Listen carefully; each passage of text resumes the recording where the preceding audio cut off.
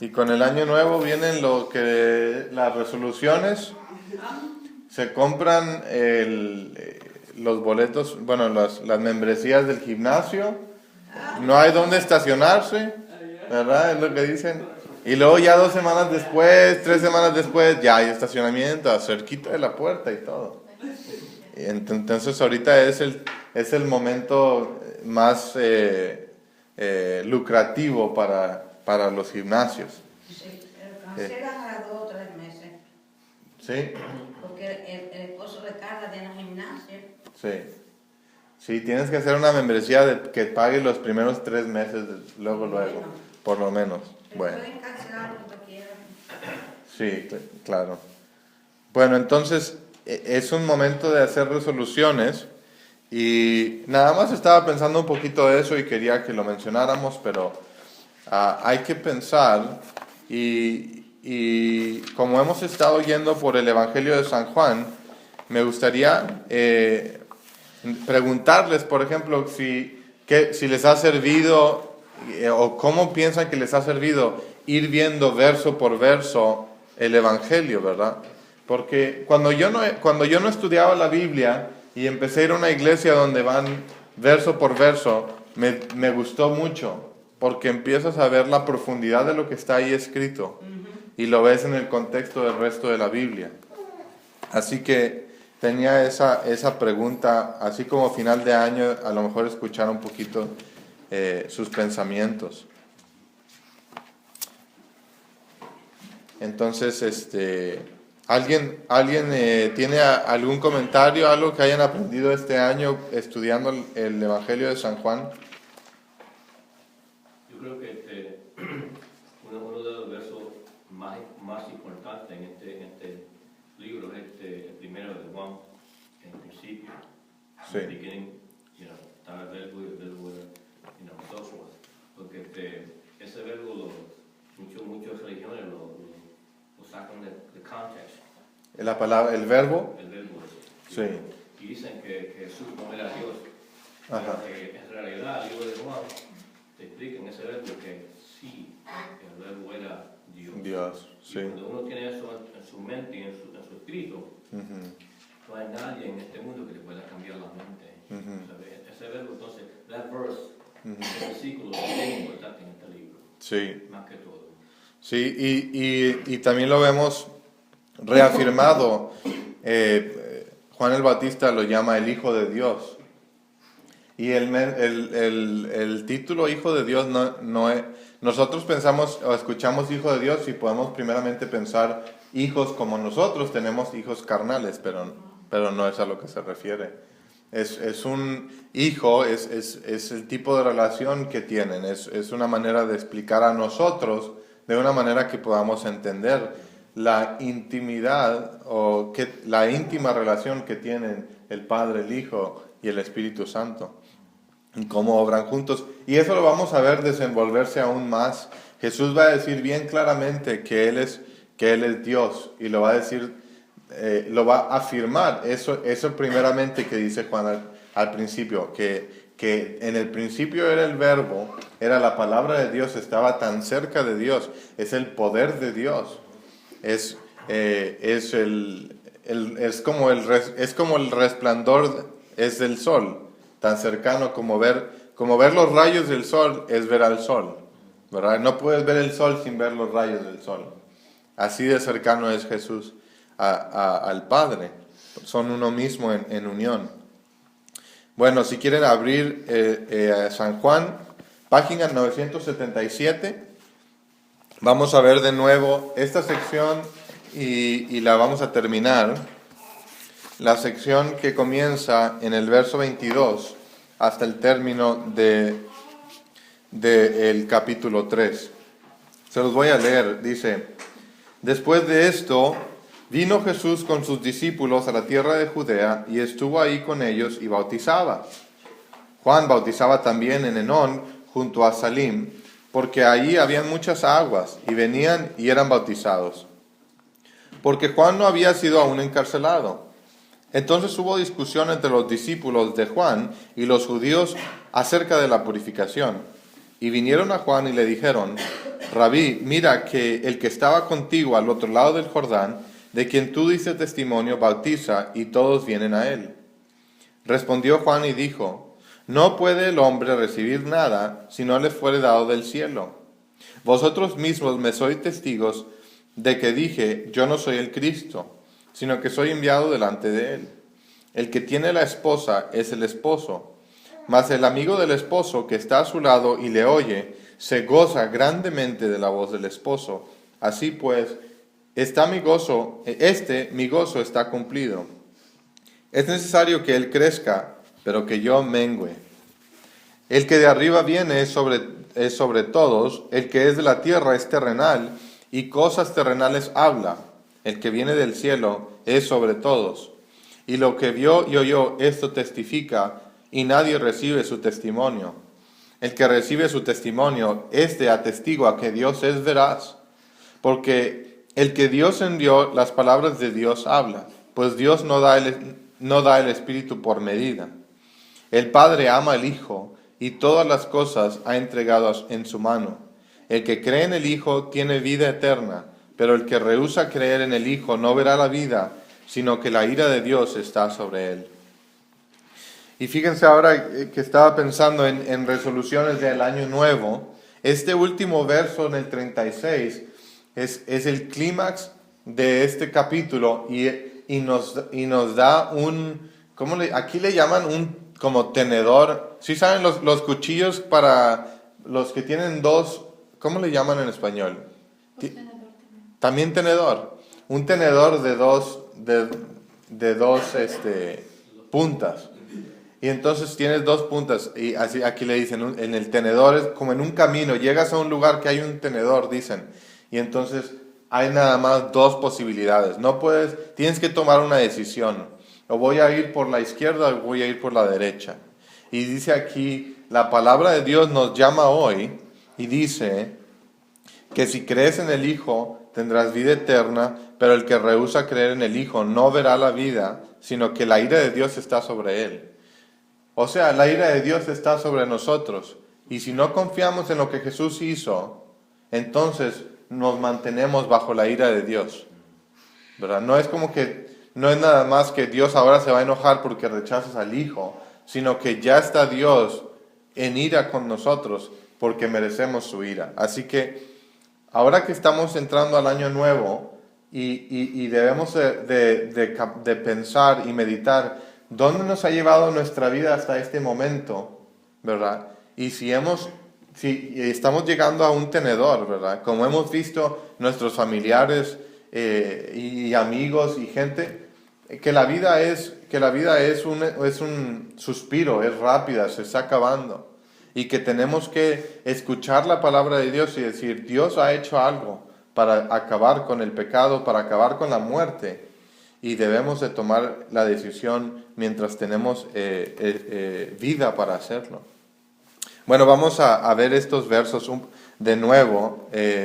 Voy a ir un poquito más rápido por la primera parte porque ya lo vimos antes. Pero es importante volver a pensar en cuál es el propósito de San Juan. Y lo digo casi cada vez, ¿verdad? Pero es importante saber el propósito de alguien para poder entender las cosas que hacen y por qué las hacen, o las cosas que nos dice. Juan en el capítulo 20, 31, en verso 31 nos dice, si quieren voltear o si no, yo les digo aquí, dice, estas, que son las señales, se han escrito para que creáis que Jesús es el Cristo, el Hijo de Dios, y para que creyendo tengáis vida en su nombre. Las señales, los milagros y los testimonios acerca de Jesús son dados para que creamos en Él y tengamos vida eterna. Entonces, eso nos lo dice Juan al final del Evangelio, pero nosotros podemos verlo y regresar y tener eso en mente. Entonces, estamos aquí de nuevo en esta sección. Jesús estuvo en Jerusalén, ¿verdad? ¿Y qué sucedió en Jerusalén? Jesús limpió el templo y la gente llegó y las autoridades lo cuestionaron. Y le pidieron señales, ¿verdad? Y Jesús dice, ¿qué les dice? Les dice, ¿quieren una señal? Ok, destruyan el templo y yo se los levanto. Reconozcan su pecado, que no aman al templo de Dios, van a ver que yo lo levanto de nuevo. Y en doble sentido Jesús estaba hablando de su cuerpo, porque si los judíos no les importaba el templo y vendían chucherías en las afueras, menos les va a importar el regalo de Dios en su Hijo, un mejor templo, y lo van a matar. No les importó porque lo mataron. No les importó porque lo mataron. Les gustaba a ellos les gustaba estar cerca de Dios por conveniencia, no por amor a Dios. Por las cosas que Dios les traía. Les traía un estatus a los sacerdotes, la gente los veía como mejores. Entonces, si tienes esa preferencia, pues a lo mejor el carnicero te da la mejor carne y a lo mejor tienes tu habilidad de comprar mejores tierras o algo así. Hay cosas que pueden venir cuando la gente piensa bien de ti, que vienen a ti. Entonces mucha gente durante la historia han utilizado su posición y las creencias de la gente para abusar de ellos y traer al suelo el nombre de Dios. Entonces por eso Jesús les dice que son como una cueva de ladrones, están robando la gloria a Dios.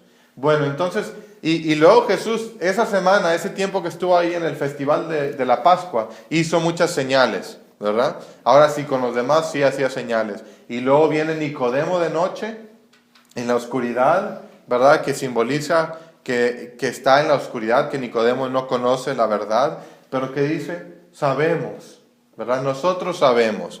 Él pretende saber quién es Jesús, y Jesús le dice, si no vuelves a nacer, no puedes ver, no puedes entender. Y Jesús le dice, si lo podemos ver ahí en el capítulo 3, dice,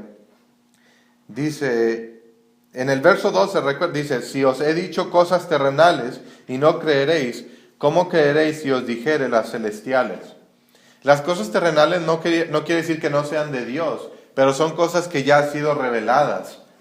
Son las cosas que Nicodemo como sacerdote ya debería de entender y no las cree. Entonces Jesús le dice, no te puedo dar a entender más si no entiendes lo básico, si no vuelves a nacer, si no confías en Dios para la salvación, para la vida nueva, pero crees tú que tienes entendimiento. ¿Cómo te voy a explicar más?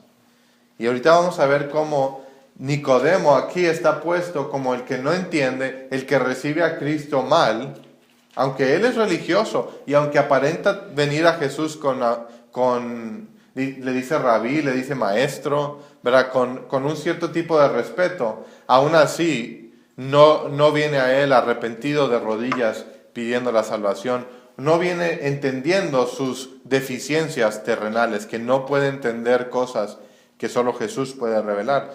Y vamos a ver que Juan el Bautista sí entiende esa diferencia. Pero bueno, entonces llegamos a esto. Jesús sale, dice en el verso 22, dice, después de esto vino Jesús con sus discípulos a la tierra de Judea y estuvo ahí con ellos y bautizaba. Entonces Jesús bautizaba, ¿verdad? Sorry guys, here's my notes. We're just starting there. Entonces estaba Jesús bautizando. Y fíjense que si ven ahí al ladito, ¿verdad? En el capítulo 4:2 dice, entre paréntesis, aunque Jesús no bautizaba, sino sus discípulos, ¿verdad? Entonces, ¿por qué dice el verso 22 que Jesús bautizaba? ¿Verdad? ¿Es una contradicción? No. Cuando los discípulos bautizan, Jesús bautiza, porque están bajo el manto de Jesús. Fíjense, los discípulos son pecadores, son hombres débiles. Es más, los otros evangelios ponen a Pedro se mete el pie en la boca como 10 veces. Una vez dice una tontería tan grande que Jesús le dice Satanás. Y si Jesús estuviera con nosotros, 100 veces nos podría decir Satanás, o 1000 veces. Entonces, Dios utiliza los malos para hacer lo bueno. Jesús puede hacer, dice, de las piedras puedo hacer adoradores, ¿verdad? Ustedes confían que porque son hijos de la carne de Abraham, que ahora son ustedes especiales. Dice, no, yo puedo hacer gente que alabe a Dios de las piedras. Claro, Dios nos hizo del polvo. Obviamente está diciendo, yo soy Dios. Pero esto es importante para nosotros, que no somos nada. Dios puede utilizarnos para su ministerio. Y ahorita que yo les estoy explicando la palabra de Dios, tienen que reconocer que Dios ha establecido gente aquí que como yo, que les explique las Escrituras y que Él pueda hablar a sus corazones por medio de uno como yo que no entiendo mucho y que soy pecador. Así que eso es algo interesante que aprendí estudiando esto, y es Dios utiliza a la gente para bendecir. Juan, verso 23, Juan bautizaba también en Enón, junto a Salim, porque ahí había muchas aguas y venían y eran bautizados. ¿Se acuerdan? Tenemos a Jesús bautizando y Juan bautizando. Y esa es la manera en que se ve terrenalmente, ¿verdad? Y eso es lo importante, entender. Eso es es la apariencia, pero las cosas no siempre son como se aparentan ser, ¿verdad? Entonces Juan nos presenta la situación terrenal. En el verso 24, habla de que Juan no había sido encarcelado. Eso no es tan importante para esta discusión, pero al rato Juan va a ser encarcelado y luego le van a cortar la cabeza porque reprende a uno de los reyes de los judíos, a uno de las autoridades. Entonces Juan es un siervo de Dios hasta la muerte. Ha entregado su vida a Dios. Y luego, en este tiempo, los discípulos, verso 25, entraron en discusión con Juan, los discípulos de Juan con un judío. Aquí dice los judíos, pero la traducción mejor es un judío, acerca de la purificación. Y esta conversación era acerca de los rituales, y los discípulos de Juan son ignorantes. O sea, no saben de la doctrina del bautismo, pero entran en discusiones con gente de cosas que no saben y les entra la ponzoña rápidamente. Entonces, tengo aquí, dice, la conversación sobre el rito de purificación los lleva a pensar en el bautizo de Juan y de Jesús. Es claro que les entró celo y envidia de que Jesús ganara seguidores. Hasta los de Juan se iban con Jesús. Como vimos, Andrés al principio en el capítulo 1, Andrés y el otro discípulo estaban con Juan el Bautista y les dice, he aquí el Cordero de Dios, y lo siguen. ¿Se acuerdan de eso? Y Jesús le dice, ¿qué buscáis? ¿Verdad? Entonces muchos así se estaban yendo con Jesús y les entró celo. Y fíjense en el verso 26, ¿qué le dicen a Juan el Bautista? Le dicen, Rabí, mira que el que estaba contigo al otro lado del Jordán, de quien tú diste testimonio, bautiza, y todos vienen a él. Lo primero que quiero que vean es que no mencionan ninguno de los títulos grandiosos que Juan siempre dio de Jesús, ¿verdad? Ellos hablan de Jesús como si fuera el paletero ¿verdad? Que está por la calle, como si no fuera como si no entendieron las cosas que Juan el Bautista les decía. Fíjense los títulos que Juan le da a Jesús: Cordero de Dios que quita el pecado del mundo, el que es antes de mí, porque era antes que yo. O sea, que Jesús es eterno, que es Dios. Lo llama Hijo de Dios y dice esto, del cual yo no soy digno de desatar la correa de su zapato. Dice, yo no soy digno ni de ser su esclavo. Y estos hombres hablan de él como si fuera el paletero, ¿verdad? Dicen él o aquel. Entonces, ven el corazón duro. Hasta la gente que está con el mejor predicador del día, con Juan el Bautista, el hombre que habla claro, yo no soy el Cristo, pero ahí viene y hay que arrepentirse y va a venir a salvar, es el Cordero de Dios.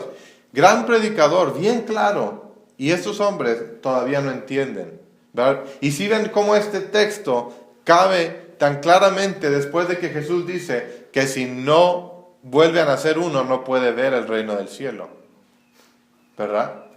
Aquí está la evidencia. Están ciegos. Entonces Juan el Bautista les explica, les da una predicación clara y no pueden ver. Y son irracionales en lo que dicen. Fíjense, la segunda cosa que quiero que vean es que ponen a Cristo bajo obligación de Juan. Ya sea porque Juan estuvo primero, Juan llegó primero, entonces dicen, pues él bautizó primero. Así son los niños, ¿verdad? Yo llegué primero. O como si Juan le hubiera hecho un favor a Jesús dándole títulos honorables. Como son, si han visto los comerciales de los abogados y que están ahí 3 personas y dicen, yo confío bastante en Pedro el Martillo porque él es bien confiable. ¿Verdad? Así todo seco, como bien malos actores. Y quieren a mí convencerme de que, de que confíe en ese abogado, ¿verdad? Bueno, estos hombres creen que los títulos que Juan el Bautista le da a Jesús son nada más así como mentiras o como nada más para exaltarlo, como para ganar palanca con Jesús y ahora Jesús le regresa el favor. ¿Sí me explico? Por eso digo el ejemplo de los testimonios falsos. Pero no es así. No están jugando a la política, no están jugando a la política, a la religiosidad política. Juan el Bautista está diciendo claramente Jesús es Dios, es el Hijo de Dios, es el que viene a salvar a la gente. Y estos hombres no han entendido esto. Tercero, lo incitan a envidia contra Cristo, a tener una ambición mala. ¿Por qué estos señores no han ido con Cristo ellos mismos, verdad? Si Juan testificó de Cristo, ¿por qué no han ido con él? ¿Verdad? ¿Por qué se han quedado? Deberían de ir con Jesús, ¿verdad? A menos, no sé, o sea, ¿por qué no han, Juan el Bautista ha estado apuntando a Jesús todo el tiempo? ¿Por qué estos señores no han seguido a Jesucristo? Casi los podemos escuchar diciendo a un seguidor de Cristo, pues nosotros seguimos a Juan porque él llegó primero que Jesús. Igual como niños ridículos. Cuarta cosa, ellos exageran. Obviamente no todos se han ido de Juan a Jesús porque Juan sigue bautizando, como dice el verso 23. Pero estos hombres exageran para incitar a Juan a que vea las cosas desproporcionadamente. Y aguas cuando la gente venga y empiezan a decir cosas exageradas. Y empiezan a levantar, a querer emocionarte y que caigas y creas lo mismo que ellos. ¿Verdad? No quiere decir que cuando la gente dice algo que suena exagerado, que puede que sea verdad, hay que investigar. Pero es un truco de Satanás utilizar exageración para hacernos caer, para que veamos las cosas desproporcionadamente. ¿Cómo le dijo Satanás a Eva primero? La primera pregunta que le hizo Satanás a Eva, ¿qué fue? Le dijo, ¿acaso Dios no te dejó comer de ningún árbol? ¿Verdad? Qué exagerado el Satanás. Así estos hombres están exagerando y están incitando a la ponzoña. Y buscan complacer a los hombres. Esto es lo último que quiero que vean de estos hombres. Primero buscan complacer a los hombres más que a Dios mismo. Y Juan hablará de estos hombres en el capítulo 12. Dice esto, mire, dice, porque amaban más la gloria de los hombres que la gloria de Dios. En Gálatas 1:10, Pablo dice, ¿busco ahora el favor de los hombres o el de Dios? ¿O trato de agradar a los hombres? Si todavía agradara a los hombres, no sería siervo de Jesucristo. Estos hombres quieren agradar a Juan el Bautista, pero lo hacen rechazando a Jesucristo. Aguas. Dios quiere que amemos al mundo, pero hay veces que amar al mundo es decirles la verdad y decirles, estás mal, ¿verdad? Estás bajo la ira de Dios y hay que arrepentirse. O sea, debemos amar al mundo a veces diciendo cosas que los va a hacer que nos rechacen, ¿verdad? A veces nosotros cuando decimos, la Biblia dice que amemos al mundo, entonces nunca confrontamos a nadie. Pero eso no es amor. Si uno no confronta a los demás por su pecado y que no están siguiendo a Jesucristo, los estamos amando hacia el infierno. ¿Qué tipo de amor es ese? ¿Verdad? Entonces, sí hay que amar al hombre, pero el mandamiento es amarás a Dios sobre todas las cosas y amarás a tu prójimo como a ti mismo. No amarás a tu prójimo como ellos piensan que deben ser amados, sino amarás a tu prójimo como a ti mismo. Si tú estuvieras perdido, si tú estuvieras sin conocer la verdad de Cristo, ¿desearías que alguien te dijera la verdad aunque te molestara por un tiempo? Claro que sí. Cuando ya sabes que lo que nos costaría serían las llamas del infierno. Así que estos hombres no ven a Cristo en proporción, ¿verdad? Quieren complacer a Juan el Bautista. Eso es la religión. La religión así como se ve en la historia. Los hombres queriendo tener posiciones altas, queriendo agradar a otros hombres. ¿Para qué? Para ganar cosas terrenales. Pero eso no es la religión cristiana, eso no es lo que Cristo estableció. Juan Calvino habla de esto así, dice, aprendemos de ellos también el error y pecado de los hombres que buscan complacer a los hombres en vez de tener fervor por Dios. Y luego vemos en el verso 27, Juan que no muerde la carnada y cómo responde, ¿verdad? Dice, no puede el hombre recibir nada si no le fuere dado del cielo. Y ya vimos esto la vez pasada. Juan le dice, todo lo que yo tengo, mi ministerio, el Espíritu Santo que ha estado conmigo y me ha dado seguidores, eso es lo que Dios quiso para mí. Y si se está acabando ese ministerio, ese es el ministerio que tenía Dios para mí, ¿verdad? Y debemos de estar complacidos en servir a Dios del modo que Él nos dé. No merecemos. Juan el Bautista no merecía ministrar como ministró, pero Dios lo escogió y le dio a su proporción, y Juan el Bautista entiende eso. Santiago 1:17 dice, toda buena dádiva y todo don perfecto desciende de lo alto del Padre de las luces. Y también dice Juan el Bautista, vosotros mismos me sois testigos de que dije, este es el verso 28, yo no soy el Cristo, sino que soy enviado delante de Él. Él claramente le responde, ¿por qué me dicen estas tonterías?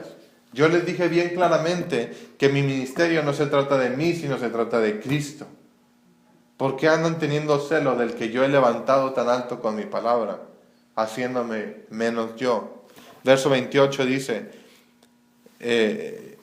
indica lo ridículo de esto, ¿verdad? Que él dice, yo dije que yo no soy Cristo. Debemos estar contentos con lo que Dios nos da. Yo no me puedo, como ministro, no me puedo poner en celo porque otra gente tiene iglesias más grandes o porque tienen mucha gente. Yo no sé lo que está sucediendo en las iglesias grandes. Yo he visto videos, hay cosas ridículas que están sucediendo, que nada de la palabra de Dios, pero no puedo decir que son todas así. Yo no tengo envidia de eso. Debo de servir a Dios con lo que Él me da. Y nosotros cada uno, Dios nos está dando su palabra y debemos de buscar ver el ministerio que tiene Él para nosotros, ¿verdad? ¿Cómo vamos a ministrar a nuestra familia, a los vecinos, en la iglesia, a servir uno al otro? De acuerdo a lo que Dios nos da. Dios nos da dones a cada uno para que nos sirvamos unos a otros y establecer su iglesia, Jesús, y gloriarse a sí mismo. Cuando la iglesia trabaja, unos sirviéndose a otros sacrificialmente, ¿quién recibe la gloria? Dios, ¿verdad? Cristo es gloriado cuando el mundo ve cómo nos amamos unos a otros y nos servimos. No se trata aquí de glorificarse uno porque yo tengo un ministerio más grande, o yo soy el que sabe más de la Biblia, o Adán, él es muy bueno con los niños, o no, como sea, así no debemos de ser. Vemos después la parábola educacional que Juan el Bautista da de la novia. Vemos en el verso 29, dice, el que tiene la esposa es el esposo, mas el amigo del esposo que está a su lado y le oye se goza grandemente de la voz del esposo. Juan toma en el Antiguo Testamento, toma como Dios es presentado como el novio o esposo de Israel. E Israel es un símbolo, la nación de Israel es un símbolo de la gente de Dios espiritual. Entonces, la gente de Dios son la novia o esposa y el novio es Dios, el esposo. Isaías, no vamos a ir a los pasajes, pero Isaías 62, del 4 al 5, ponen esto. Oseas 2, del 18 al 20 y Jeremías 2, 2. Juan toma el concepto y se lo pone a Jesucristo. Y también lo va a hacer en el libro del Apocalipsis, escrito también por Juan. Fíjense lo que dice: gocémonos y alegrémonos y démosle gloria, porque han llegado las bodas del Cordero y su esposa se ha preparado. Y lo vimos antes, que la preparación de la esposa es ese vestido blanco que es comprado con la sangre de Cristo. Bueno, vemos en el verso 29 que en vez de ponerse celoso de que él es el mejor amigo del esposo, ¿qué es lo que hace Juan? Goza. Él goza estar a un lado, viendo al novio glorioso. O sea, el novio viene vestido guapísimo, ¿verdad? Viene bien, o sea, bien vestido, con toda su gloria, y ese es Jesucristo. Y viene por su iglesia, la cual ella no estaba bien vestida, pero Jesús le compró con su sangre un vestido blanco, puro, sin mancha, para presentársela a sí mismo, digna de casarse con él. Así Dios nos ha rescatado, muriendo por nuestros pecados para poder tener un matrimonio con él por toda la eternidad, que es adecuado. Dios no se puede casar con una prostituta nada más así, y sin antes cambiarla, hacerla una mujer fiel, una mujer limpia, una mujer digna. Y ese es el misterio y la gloria de lo que Dios ha hecho en la humanidad, que manda a su Hijo para transformarnos. Y cuando nosotros servimos a Dios, como Juan el Bautista, gozamos. Cuando tenemos el Espíritu de Cristo, cuando vemos la gloria del esposo de Dios que está salvando a gente, y yo veo aquí a Juan el Bautista y pienso en mí mismo, yo quiero ver a gente transformada por Jesucristo. Yo quiero verlos a ustedes emocionados con la palabra de Dios. Yo quiero verlos a ustedes como una novia que está recibiendo a su esposo y lo ve y está caminando hacia él y ya quiere llegar y ya quiere que le pongan el anillo. Y yo quiero estar allá a un lado de Jesucristo y gozar completamente viendo el esplendor de la boda. Ver las vidas transformadas es como una boda excelente. Una boda que dicen, este es un casorio bien, esto es adecuado, esto es correcto. Y Jesús es el único novio que podemos tener, es el único esposo, es el único que puede proveer para nosotros vida eterna. Todas las cosas de este mundo se están acabando. Y nosotros ponemos nuestro corazón en cosas como el dinero, como la familia, cosas que son buenas. El dinero y la familia no son malas. Pero cuando buscamos ese amor y satisfacción y relación, eso algo eterno en esas cosas, estamos perdiendo. Es algo ridículo, como los hombres de Juan el Bautista. Porque solamente Jesús puede ser nuestro Dios, el que nos va a mantener por toda la eternidad y vamos a tener una luna de miel para siempre con Él. Entonces, para terminar, y la próxima semana seguimos con la explicación del 31 al 36. Pero este año nuevo, piensen, ¿es Jesús como mi esposo, como con el que me voy a unir? Él es la fuente de mi vida eterna, es la fuente de mi gozo. ¿Estoy feliz con Jesucristo? ¿O estoy feliz con las cosas del mundo sin Jesucristo y nada más estoy alrededor de Cristo en la iglesia por las cositas buenas que vienen? Es algo para recapacitar, es algo para meditar.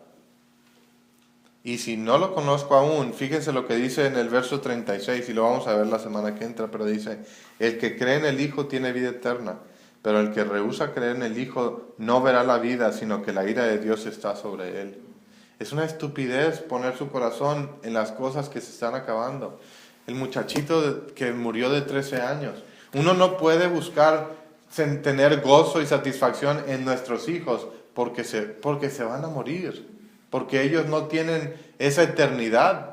Ellos no pueden darnos vida, no pueden mantenernos vivos. Y por eso cuando nuestro corazón se pone en esas cosas, es algo ridículo. Y solo podemos tener la muerte porque para allá van todas las cosas. Solo Jesús nos puede mantener. Vamos a orar. Señor, te damos gracias, Padre, por este pasaje. Te damos gracias que tú eres nuestro Padre, nuestro proveedor de un esposo como Jesucristo. Señor, te damos gracias por Juan el Bautista, por ser ese mejor amigo del novio como fue para Jesucristo, y que reconoció su lugar como simplemente un hombre, un siervo del novio, que escuchaba todas sus palabras y gozaba en ayudarle a poner arreglar la iglesia para la boda. Padre, y sabemos que tú no necesitas ayuda de nadie, pero que gozas en usar a hombres como nosotros, como Juan el Bautista, para cumplir tus propósitos. Y te damos gracias que podemos tomar parte en ellos. Te pido que nos des ese propósito de vida, de conocer tu voluntad y de llevar a cabo la realización de nuestras vidas sirviéndote a ti, y que nos des ese gozo completo que tuvo Juan el Bautista, que podamos ver en nuestra vida y decir, gracias Dios, y qué feliz somos porque conocemos a Jesús y podemos servirle. Que ese se vuelva nuestra felicidad, Señor.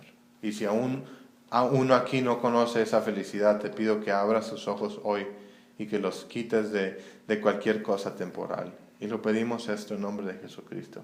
Amén.